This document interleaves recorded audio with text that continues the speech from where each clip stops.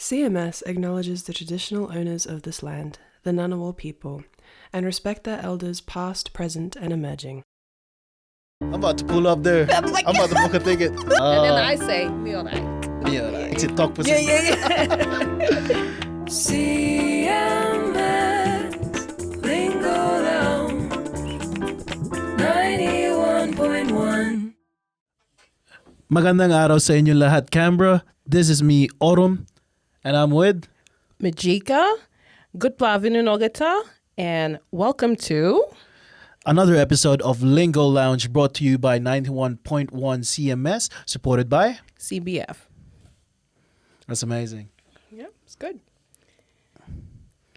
Tell me...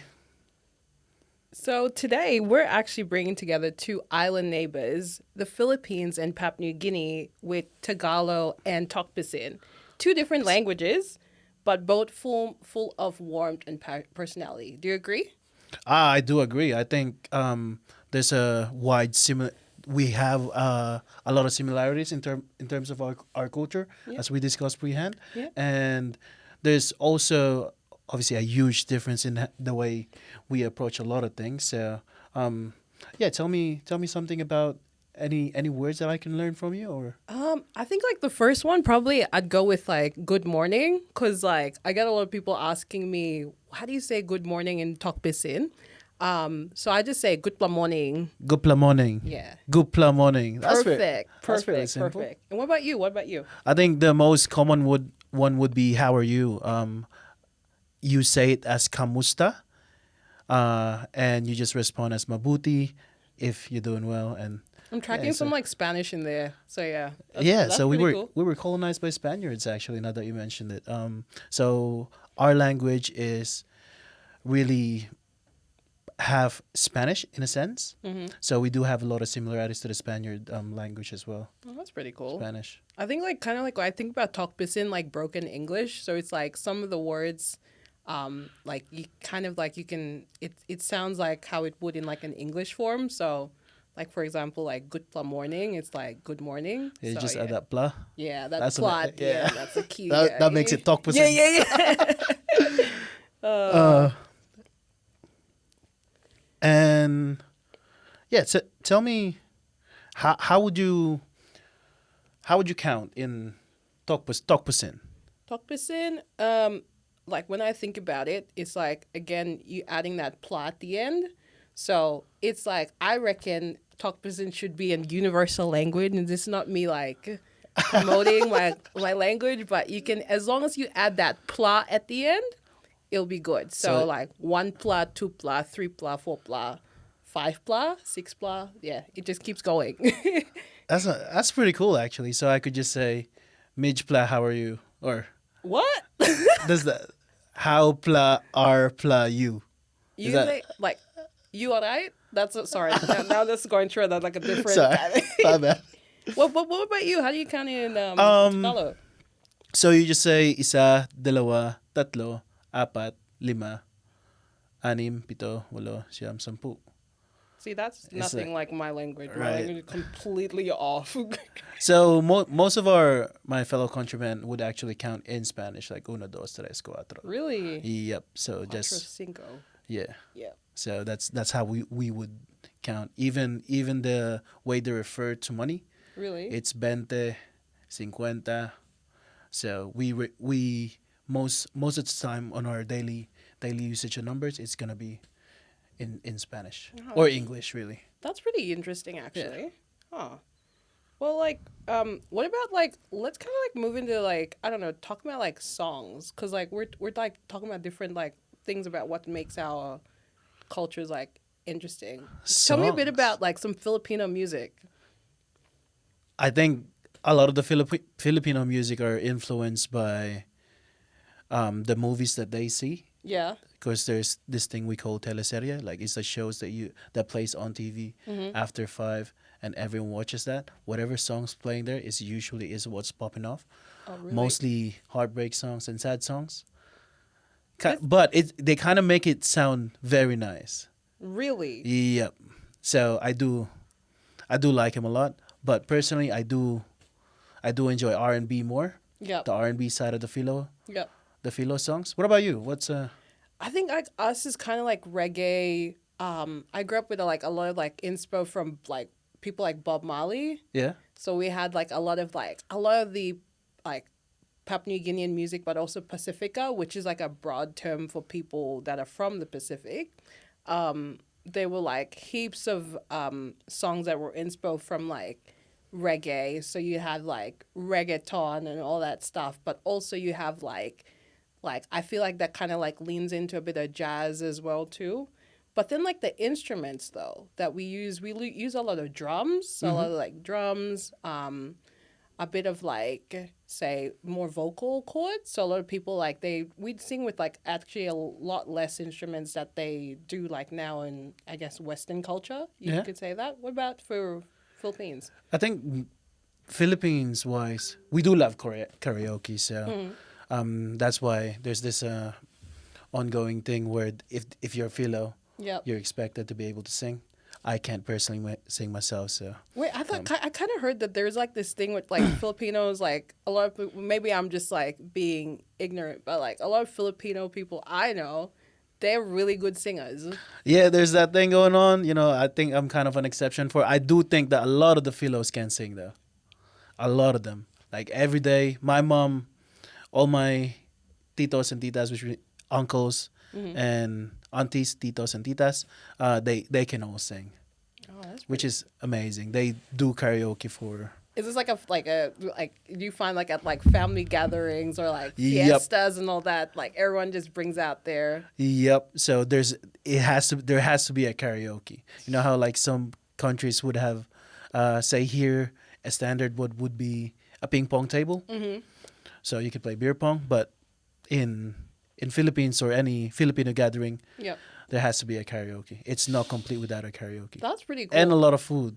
Oh, I've heard I've also seen as well too, like the whole like banana leaf Yep. kind of like setting y'all got going on. It's kind of similar to like what we do back in like the Pacific though, like in terms of like laying all the food out, but like the whole thing about like utensils and all that, like we normally eat with our hands. Yes. Yes, and it's fine. It It's is. cool. It's cool. It is. And then I think it's a lot more fun that way. The fact that it's on a banana leaf, it's meant to be shared with everyone. Oh, that's a good actually good concept. to Is think is about. that the thing? No, You you guys just do eat this for well? yourself. No, I'm kidding. It's more so like, I don't know. It's like we think about it like our ancestors did not have as many utensils as what we do now. So they made do with what was there, and that was nature, and like leaves were there, but then like you had like it was just an easier and a clean way to eat. Yeah. Well, that's That's an interesting kind of perspective, though. Now I'm gonna have to take it back home and be like, "Hey, gonna mom, share like this? like we have a banana leaf for a reason. Now it's like, you say that I might throw away my spoons and all that. Oh. At home. But hey, speaking of food, right? Yeah. You have any food that you really like out of your? in my culture. Yep. So we have this thing called mumu, and it's actually a dish that like I feel like it's a common dish. No, when I say common, it kind of like takes out the specialty. Like it's a dish that I find that's replicated, but also can be called different things in different countries in the Pacific. So we call it mumu in Papua New Guinea. So it's mostly like you have an underground oven essentially. So you pack all these vegetable food into like cut them, peel them, quarter them, whatever, spice them up with like chicken stock, which we call like in Papua New Guinea this company called Maggie. I think it's Australian as well too. My bad. But yeah, you just like spice up the food, cut up all the vegetables, your sweet potatoes, your taro, whatever, pumpkin, potatoes, all that. Pack all that goodness into like a parcel, which you wrap with banana leaves, and then you can go over with foil. That sounds buzz. And then you dig a hole, which you then put all these hot rocks in. Yeah. And those hot rocks can be like be heated up by a fire, like pre the whole cooking session, whatever. And then you just cover it up, and then it just cooks overnight. And then, yeah, in the morning, people just like take it out. It's in time for like a celebration, all that stuff. Mumu, eh? Mumu. How do you spell that? Mumu. We gotta see a photo of that right here, guys. We need to see like a photo of Like a photo this, insert this right is what here. we're returning. Yeah. Mumu. Yeah. Nah, that sounds amazing. Do you cook them here? We could actually make them here, but then the thing is, like in Canberra, like it's more around like the sourcing of the materials. Well, materials more like food. Ingredients. Like I think like some of the portion size here for like say sweet potato or like taro or like different crop, it's not as like similar to what we grow. Like the size might not be the same. You probably might need to buy more, all that stuff. But then some of the seasonings, like what I was talking about, that specific Maggi seasoning, chicken stock that we use can be like, it might be different here. So I have to feel like I'm compromising on a lot of things. But what about like Philippines? Philippines, probably the most trending one would be, or the most famous one would be adobo or balut.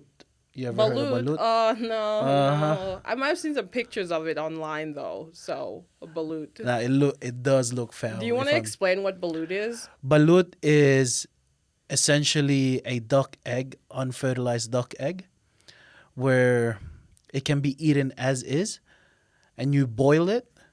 It is very tasty, though. I'm not quite sure if they put any seasoning with the way they boil it, but it sounds, it sounds bad. I'm not even gonna sugarcoat that, but I do like the taste of it. Not the actual duck, because if you have to eat it, you'll feel that duck inside your mouth. So probably not that part, but the taste of it is quite nice.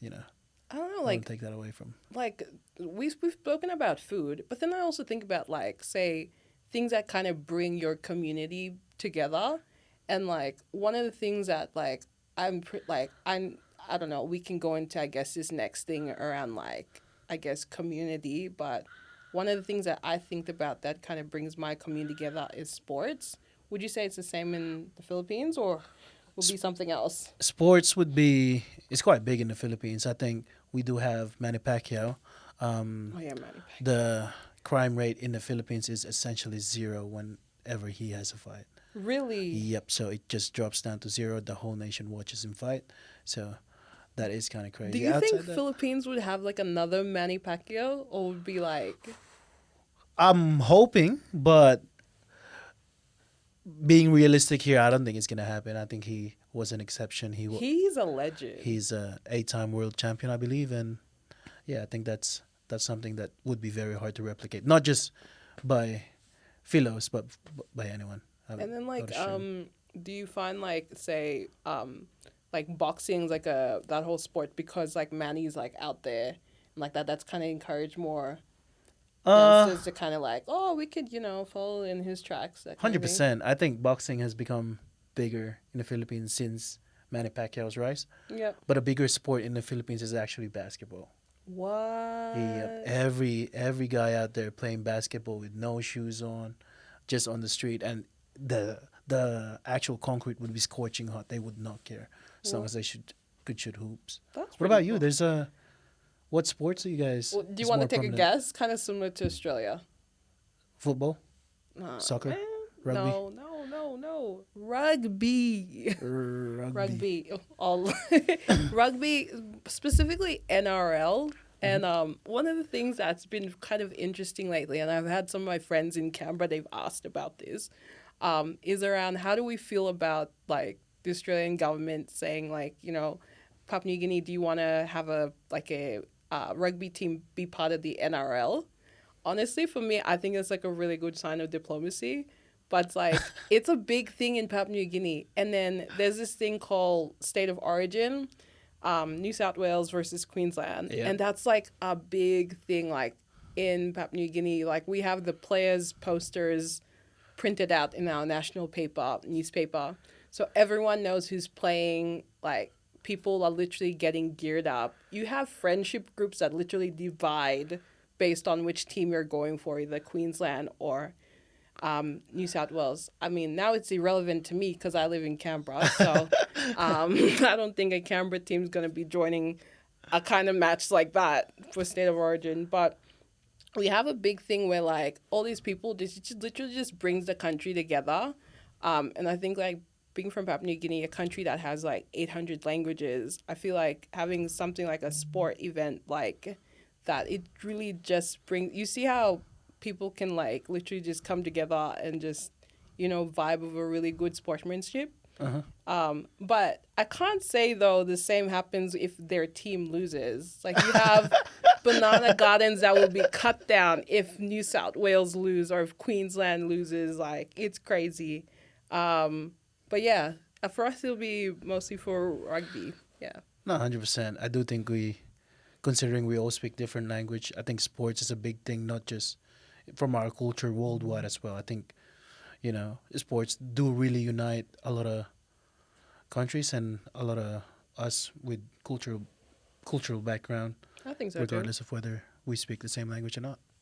All right, we're now gonna take a short break, a song break, and we'll be back shortly after the break to discuss more about our journey here in Australia as a young migrant person. Sounds amazing. Yeah. See you guys soon.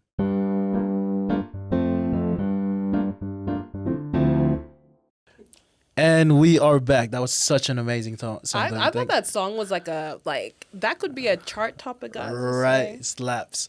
Anyway, so how did you end up in Australia in a sense? Whoa. Sorry. Huh? I couldn't find the correct words to say that. You're good. Let me think about it.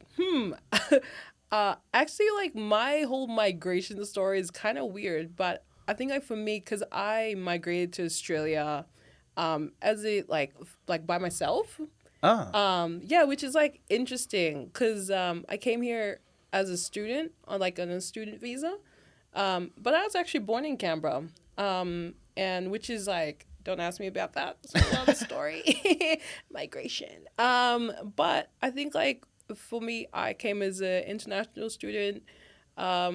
And yes, studied and then working as well. So like it's a whole interesting kind of journey that I find like I've been on. And it's like it's exciting, but also kind of like weird as well too, because you're kind of navigating different identities. Like 100%. I feel like the more time I spend in Australia, I feel myself connecting with the Australian values and all that stuff.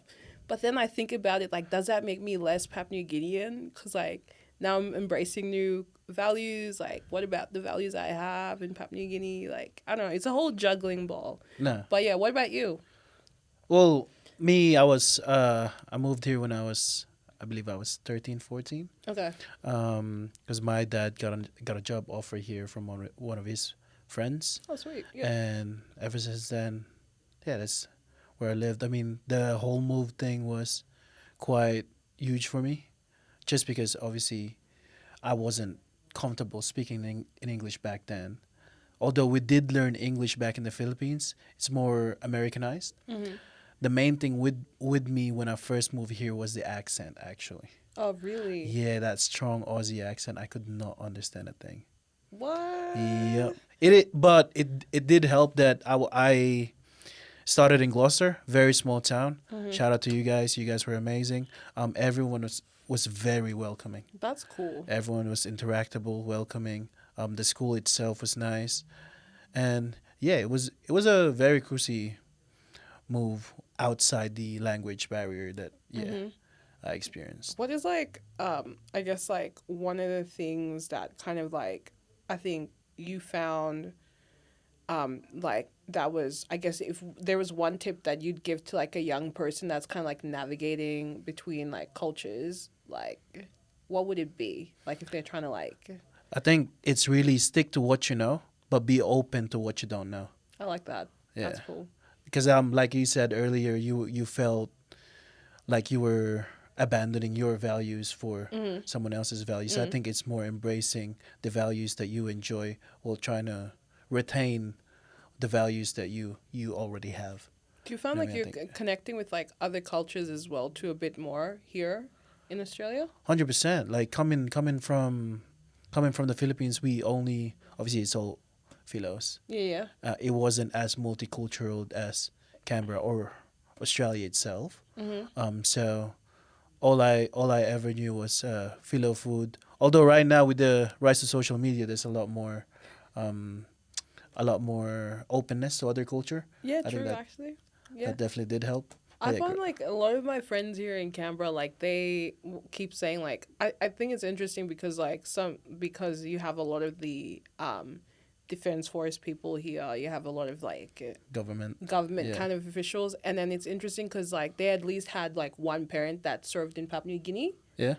and then like I find like, oh wait, they're having conversations with me, like, and then it's also interesting because like they also want to go and like do different things back in Papua New Guinea, and I'm just like, you're telling me about my like the country I grew up, and that's dope.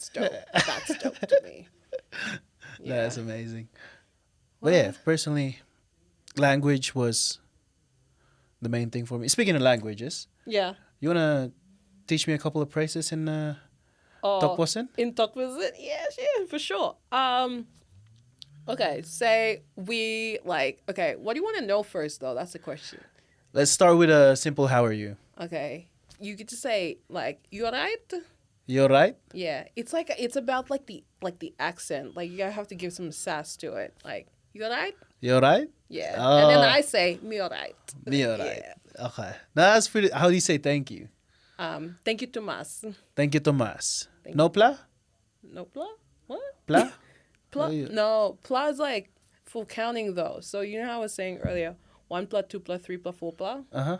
Yeah, but then you don't use it Thank a you, lot though. Tomas. It's mostly for like counting, and like if you're trying to describe a quantity or something, you add that pla in. But like, if you ask me like, how you going? I'm like, me alright.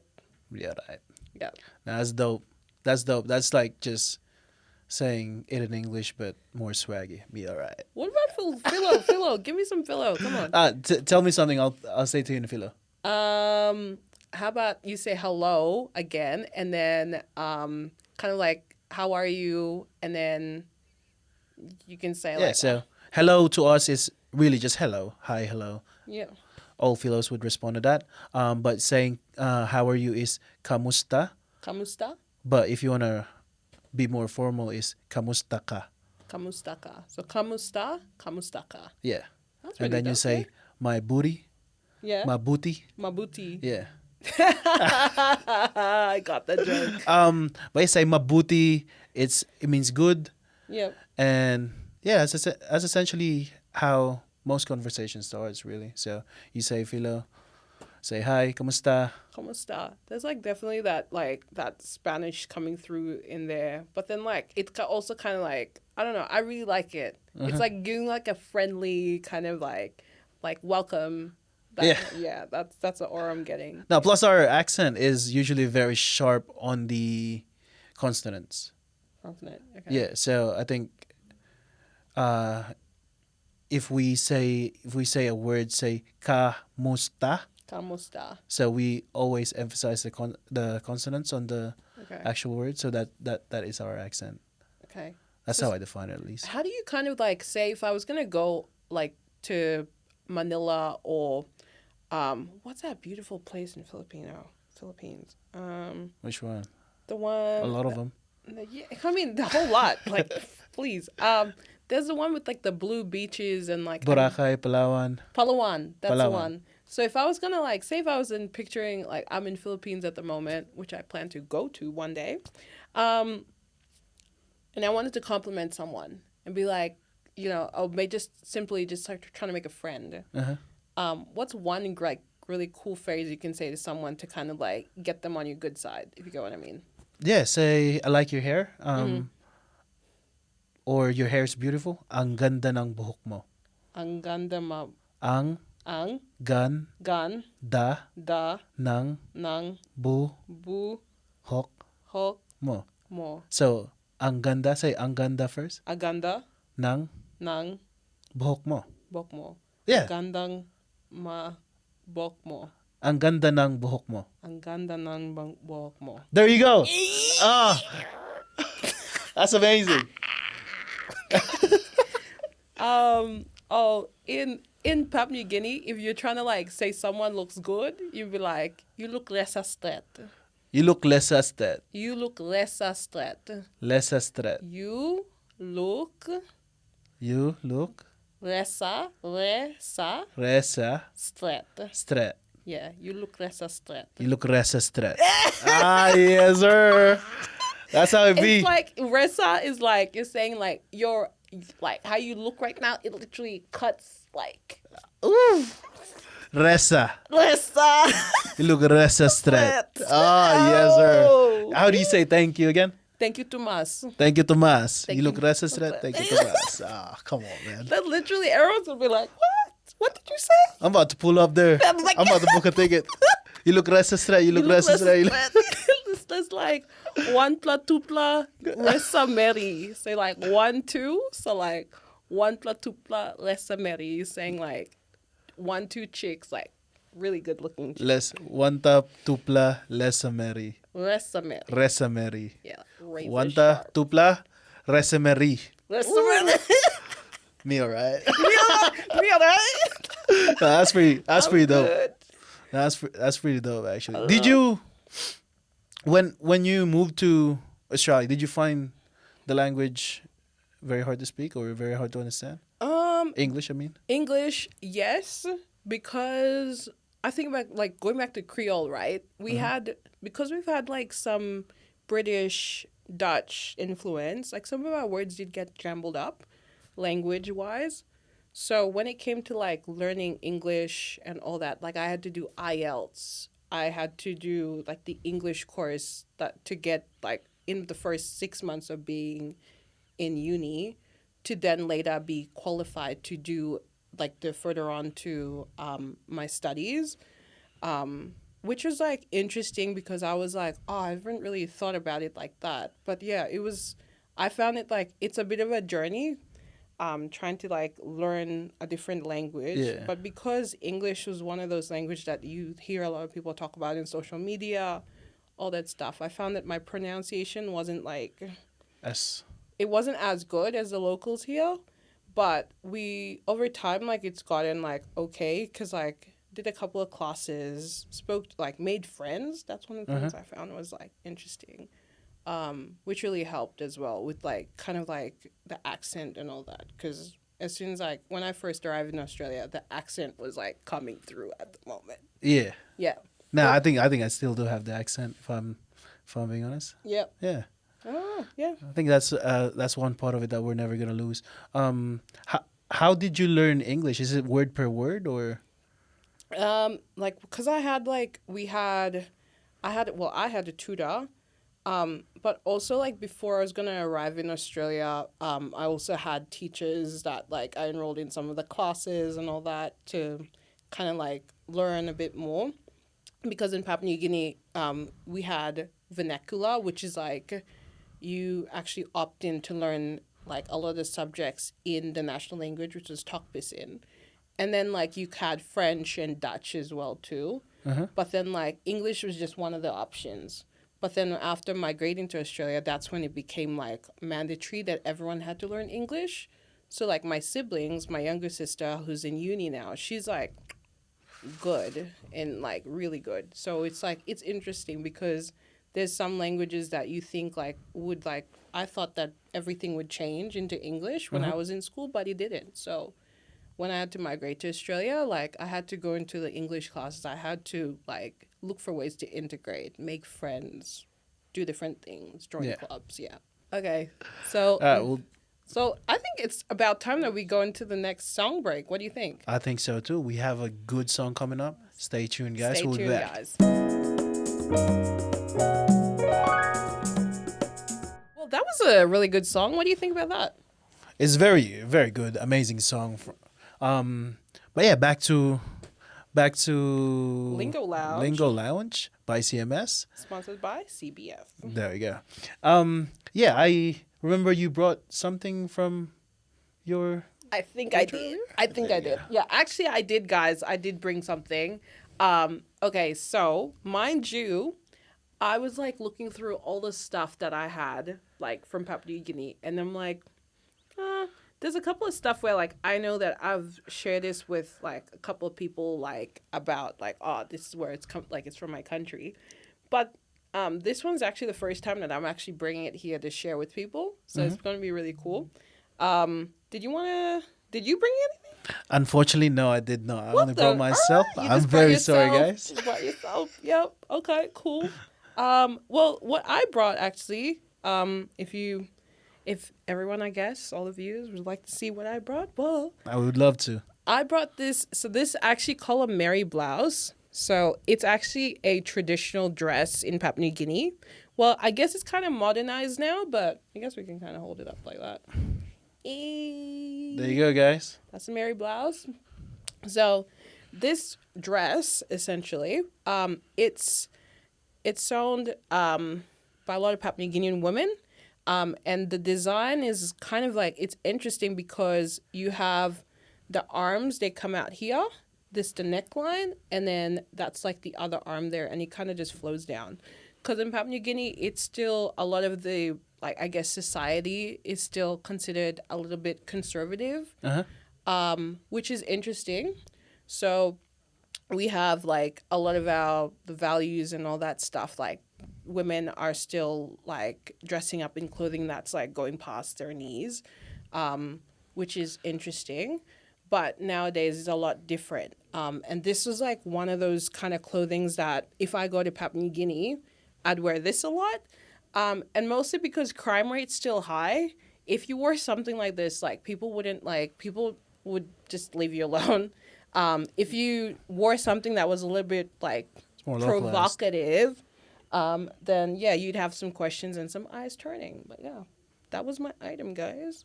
Wow, that's amazing. So if you're saying if I go to Papua New Guinea, I should just wear that dress. You just have to wear the Mary blouse, and then you're good. No one's gonna say anything, like, cause like they'll be like, oh no, like no, Autumn's not showing his knees, so we're good. There we go. Get the dress, guys. Papua New Guinea tips. But like, it's interesting though how like different societies. I find like Australia is like open to different, like, I guess, forms of ideologies, thinking, all that. Like, there's a bit of conservatism, but then there's also like different kind of, I guess, progressive kind of like ways of viewing, like clothing, especially, like, you know. And we got a little like fit thing going on, which is great here. Yeah. It's amazing. What about Philippines, like in terms of clothing and all that? Clothing, I would say it's pretty conservative there too. Especially in the provinces, more rural countries, rural side of the country.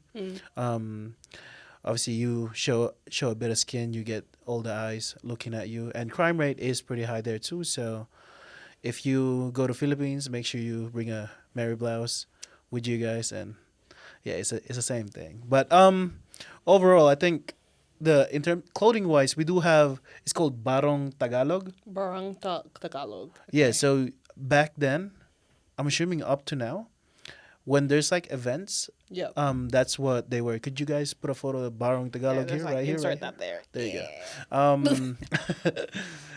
It's essentially, because it's hot, Yep. essentially a shirt where it lets air in. So it's like, Oh, okay. Is it Yeah. because of the climate? Like Yeah, oh yeah, quite warm, quite humid. Yeah, okay.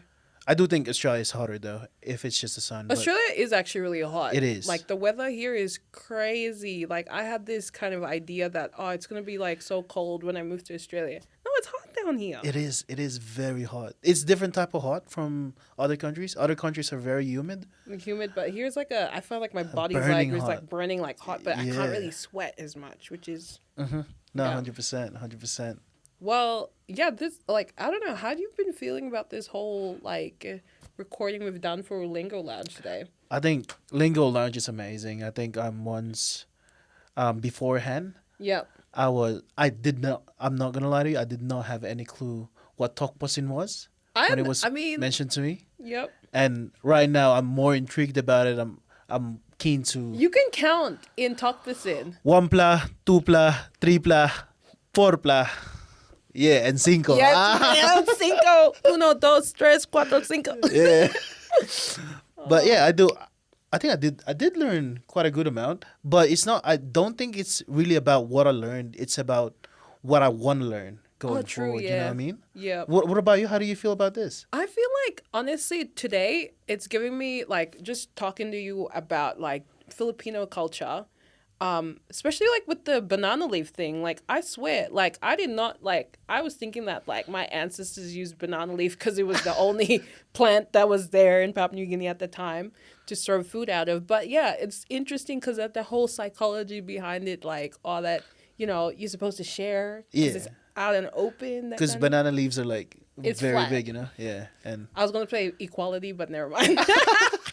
you got me going back to that food, that moo. that I gotta get some of that. If y'all know where to get some, please. Please send us a some link. over here. Wait, but what's the Filipino version of like having like a big feast? Like what's the food? Like mine's mumu. What about Filipino? What you mean? How do you mean by big feast? No, like as in like the. Oh wait, sorry, I'm referring to something else. But like you mentioned a couple of foods, right? Adobo. Yeah. There was another one. Damn, I'm thinking about adobo because that's chicken in it. That's why, guys. Chicken's boss. Anyway. But then I've seen like the what do you call it on social media? They do like a mukbang. Yeah. And then there's like a big tray of food that people eat together off. So it's like you're talking about like a gathering? It's like a gathering, yeah. I mean, we call it gathering, but usually a lot of the back in the country, there's always like fiestas and all that. It's a standard thing for us Filos to have like a lot of food on the table. Is there any leftovers? You can come through if you want. Like, Yeah. But yeah. You gotta bring some mumu though. Now I have to bring some mumu like that. That's the currency. That's the currency. I give food. Mumu for adobo. Done. Yes. Done deal. That's diplomacy. Food diplomacy right there. I don't know. Like I found that like apart from like learning about the but also just like how sports. Like I'm surprised at like basketball, like how engaged a lot of the young people, but also people in Philippines around like just the sport around basketball and like still playing even though it's like a hot sun. What? Mm-hmm. It is insane there. I do like that sports part where I think you and I both understand that sports do unite the whole country in that. It does, yeah. In that degree, like the whole country, the whole crime stops when Manny Pacquiao fights. That I think that is insane. But yeah, I think. Yeah, I think today was like a really good conversation and like I'm pretty sure like I mean just sitting here we've learned a lot from like each other's cultures and I'm like interested to see like more episodes of Lingo Lounge as well happening. Yeah, 100%. We are we're actually going to wrap up now, guys, actually. You good? I hit the mic. You got the I hope they can cut that out. Yeah, we'll see you guys in another episode of Language Lounge. Lingo Lounge. We'll repeat that. We'll see you guys in another episode of Lingo Lounge, brought to you by 91.1 FM, supported by CBF. All right. Peace, guys. Paalam. Bye. Goodbye, Ogata. CMS 91.1.